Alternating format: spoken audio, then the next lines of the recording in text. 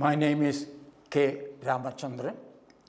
Currently, I work as Senior Advisor, Unit for International Cooperation, National Institute of Educational Planning and Administration, New Delhi.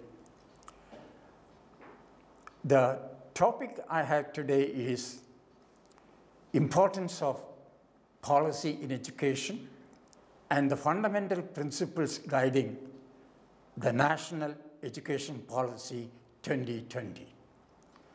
Let me take the first part. What is the importance of a policy in the field of education? A policy normally gives a direction for education development in the country, say, for the next 10 years, next 20 years, and so on. Policy sets a vision. For instance, the National Policy on Education 2020 envisions an education system rooted in Indian ethos that contributes directly to transforming India into an equitable, vibrant knowledge society by providing quality education to all, thereby making India a knowledge superpower. That is the overall vision. So a policy provides a vision based on which we can formulate programmatic interventions to fulfill the vision, at the same time also to meet the education sector development programs in the country. The National Education Policy 2020 has certain fundamental principles guiding it. Number one, for instance, the policy seeks to recognize, identify, and foster the unique capabilities of each student so that we can nurture and foster her or his holistic development. The term holistic development is very important. I'll come back to that later. The second term, which is very important for all of us, is the term flexibility. The NEP 2020 envisages flexibility in paths of learning, in choice of programs and courses, so that the education can be tuned to the interest and talent of each student. So this is the second principle guiding the policy. The third principle is what we call honoring student diversity. India is a country of tremendous diversity in terms of socio-economic status, in terms of culture, in terms of language, and so on. And therefore, the kind of students we get also would be of tremendous diversity. Many of them could be at the undergraduate, postgraduate level, first generation learners. How do we honor this diversity? Let me get back to the term holistic development. What do we mean by this term, holistic education? It simply means an education program that would help develop all capacities of human beings. For example, intellectual development or intellectual capacities, physical capacities, social development, emotional development, aesthetic development, ethical practices, and moral development, all in an integrative form. To have this integrated approach, therefore, will require exposure of students to or building capacities across variety of disciplines like arts, humanities, social sciences, natural sciences, vocational education, performing and visual arts, and so on. That would be what you call a multidisciplinary education approach. So to promote holistic development in the higher education sector, two quick actions. Number one, moving higher education institutions into large multidisciplinary institutions. And the word large is also important.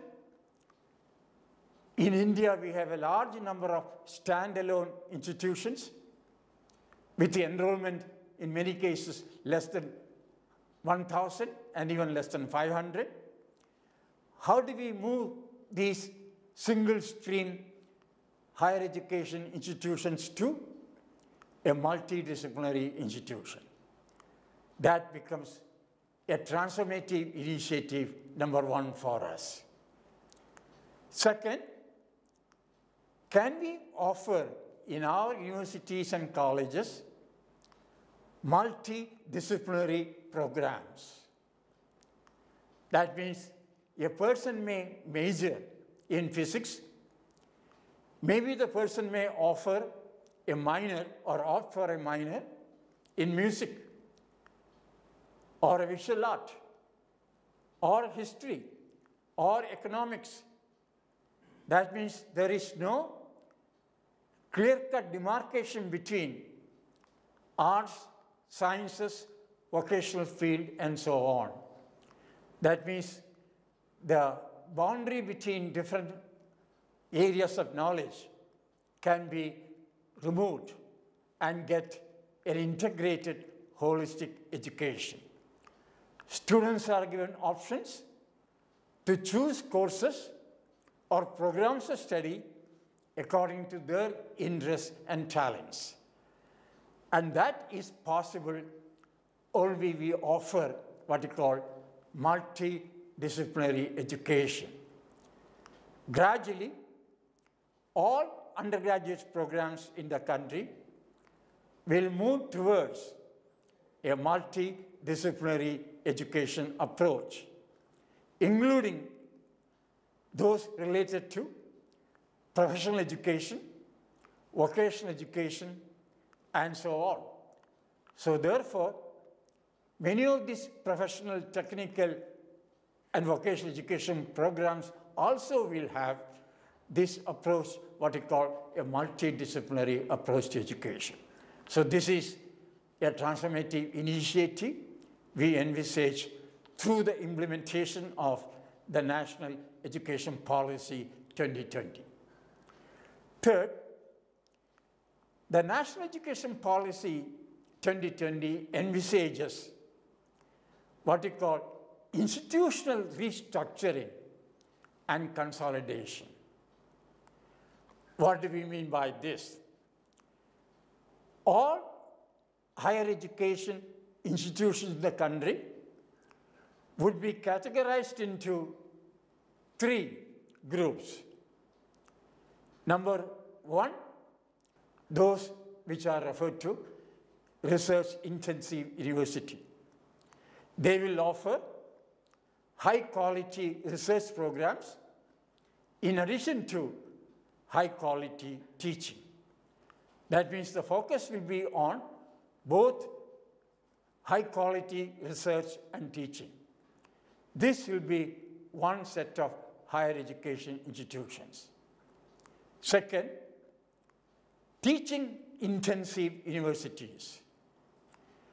They will focus more on high-quality teaching, but at the same time, they will also do significant research. This is a second category.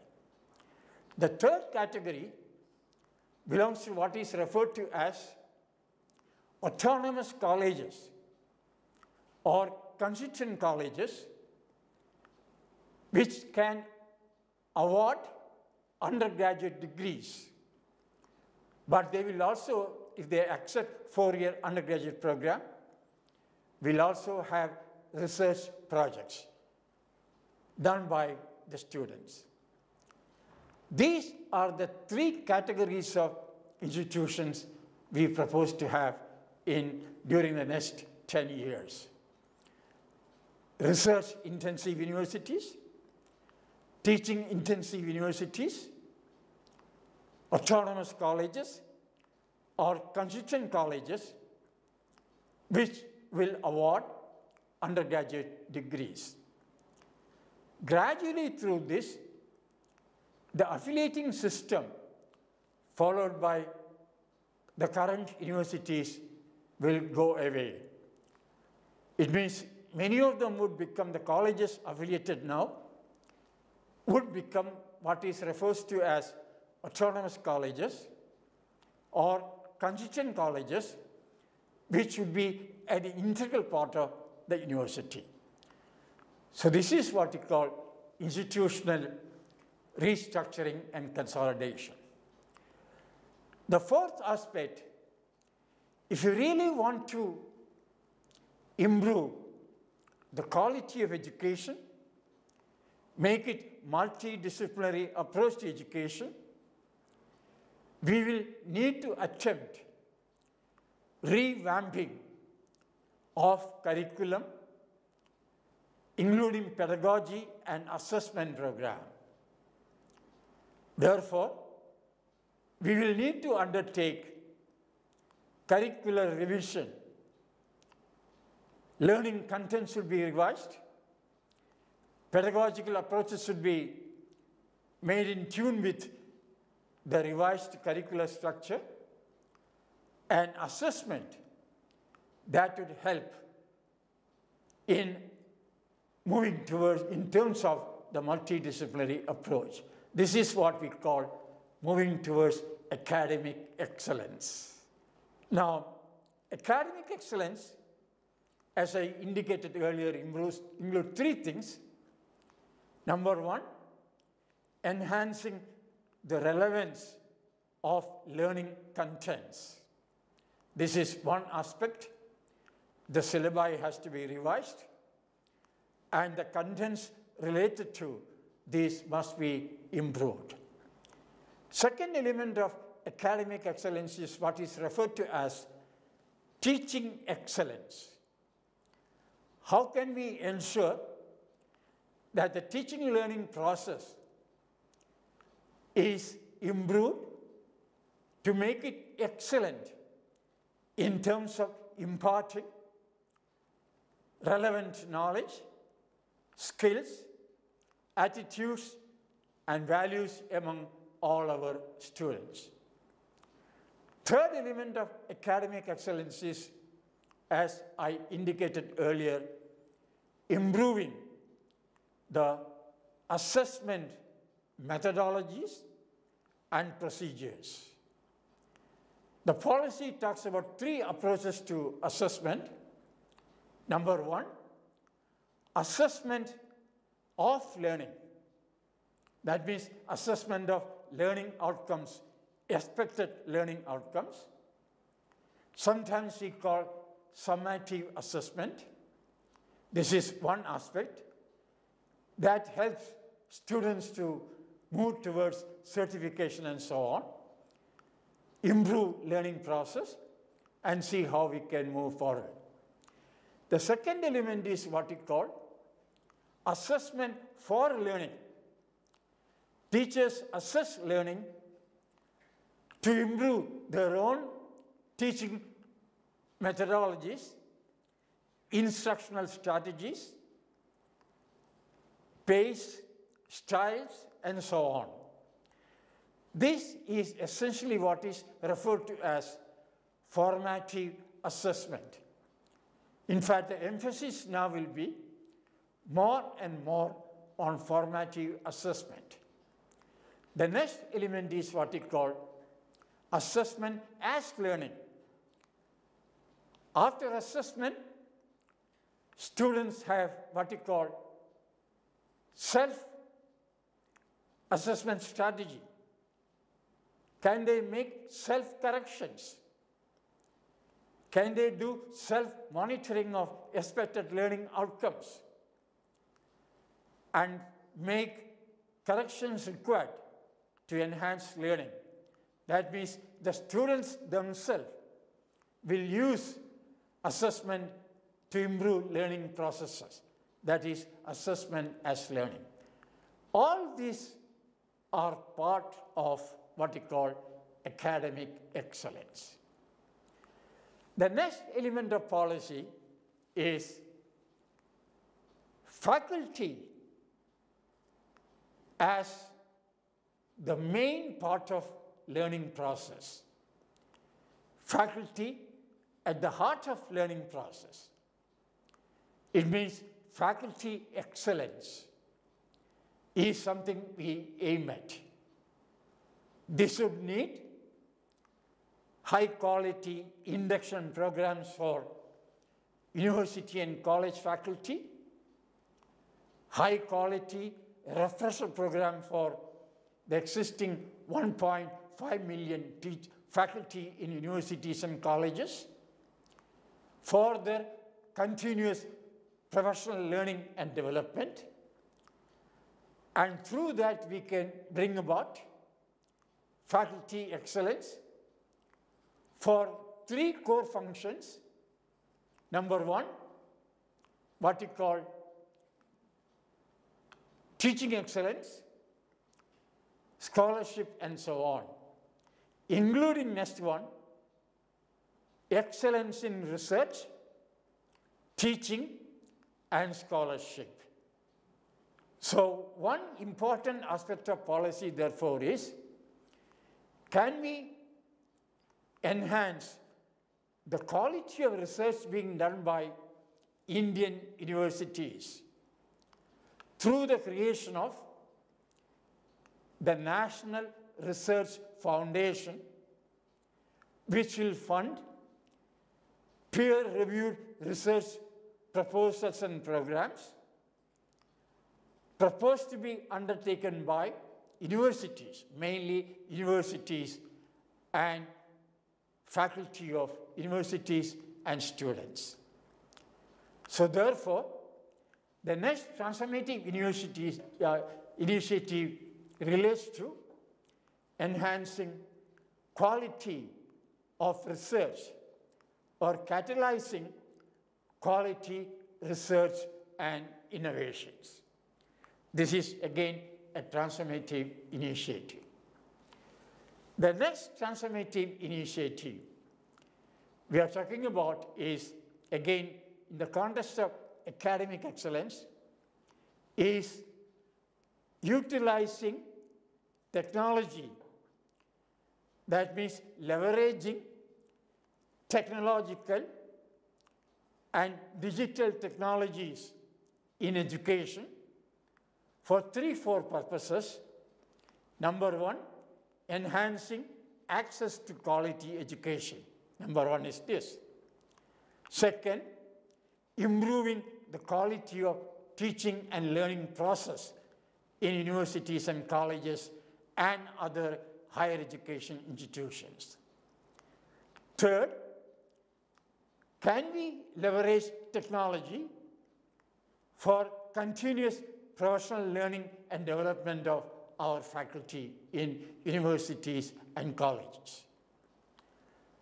Fourth, can we use technology to improve educational planning and administration at all levels of education, including higher education management system?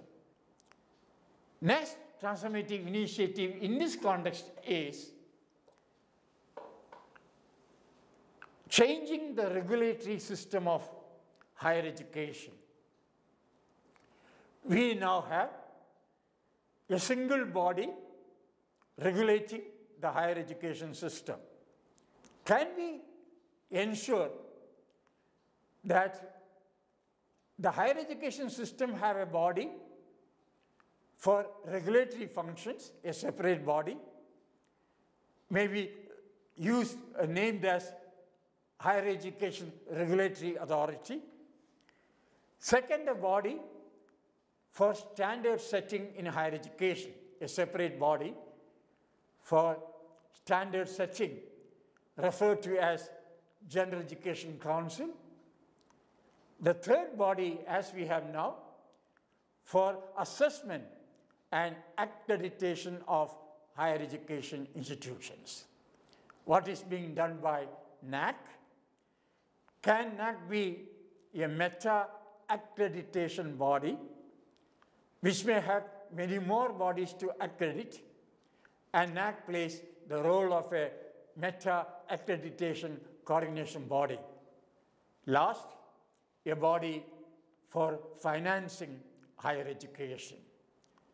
All together, all these four, that is regulatory body, standard setting body, accreditation body, financing body, under an umbrella organization called the Higher Education Commission of India. This is considered to be another transformative initiative. What the policy proposed is, while regulating higher education, we want a system that is simple but tight, that not too many indicators, take a few indicators to accredit a body, regulate a body, but enforce it tightly. So that's the kind of thing we are talking, that this system will help develop quality education institutions. And in this context, technology is an important aspect as well. The next element in the context is policy is based on what you call equity and inclusion in all higher education institutions and so on. So equity and inclusion, I consider inclusion as providing access to success, not just access to facilities, and ensuring retention. Can we ensure that all enrolled students in the country will have access to success? They would attain the expected learning outcomes in the case of all students. So equity and inclusion as cornerstone of the National Education Policy 2020. Next in the case is, can we ensure what is called the support system for all colleges and universities, a quality learning environment to ensure a conducive learning environment for, a support system for students, how we can do it. So an important emphasis of the policy is on what is referred to this as improving the quality of learning environment and support systems, including the healthcare systems for students and faculty. Can we attempt that? Last but not least, I talked about this. When we say continuous professional development of faculty, I normally mention 5-6 areas of action. Number one, that training is important, as we do through this program. But in addition to that, can we have faculty exposed to good lectures by experts in the field on variety of disciplinary areas, and so on. Number 2, can we have demonstration lessons, demonstration teaching for all faculty members, subject related, subject specific, and so on. Third, we may have virtual or in-person subject specific groups which can meet virtually or in person once a month to discuss issues related to subject areas and so on. Next, can we provide opportunities to faculty to have action research on pedagogy, curricular contents, learning assessment, and so on? Can we aim at that? Next, can we ensure opportunities for faculty to participate in state level, university level, national level seminars, conferences, and so on? That also contributes to faculty learning and development.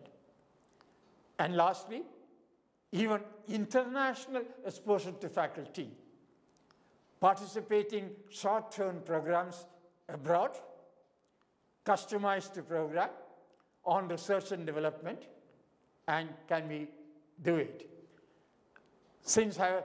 And that is one element. Since I have limited time, I'm not trying to say that the policy, when implemented totally, will help enhance student excellence, students capable of demonstrating the graduate attributes expected, the learning outcomes defined for all stages of education. Number 1, this. Contribute to achieving academic excellence through improvement of learning contents, teaching, assessment practices. 3, achieving teaching excellence through the kind of programs we talked about. 4, achieving excellence in research and scholarship. 5, achieving staff excellence, non-academic staff in university. Can we achieve that? Next, can we give opportunities to international experience for our students and faculty? Faculty exchange program, student exchange program, and so on. Next, very important, as policy indicates, achieving excellence or quality in university leadership, college leadership, and management. You may ask me a question, what is the difference between leadership and management? A leader is one who sets a vision for your college or university, sets directions for actions during the next 10 years and so on, 15 years, 20 years. And through this, can we aim at reaching a gross enrollment ratio in higher education for the age group 18 to 23 years, 50% by 2030? That is a target. Can we reach that? So excellence in governance and leadership is extremely important thing. Management. A manager controls resources, deploys team to ensure that the proposed vision of a university is enhanced, achieved. And that becomes the role of a manager. To end my discussion, I would say, what is proposed is to implement these transformative initiatives during the next 10 years to ensure high quality, higher education to make India a global knowledge superpower during the next few years to reach the overall vision of the National Education Policy 2020. And in this, faculty of colleges and universities have a pivotal role. And that is why policy says teachers and faculty at the heart of the learning process. So I end by saying, next few years, we invest more in faculty, more in continuous professional learning and development of faculty in each of our higher education institutions to move towards a multidisciplinary higher education institution, to implement a multidisciplinary program, to improve leadership at all levels, to enhance governance management, and these are all part and parcel of the NEP 2020. I stop at this stage. Thank you very much for your kind attention.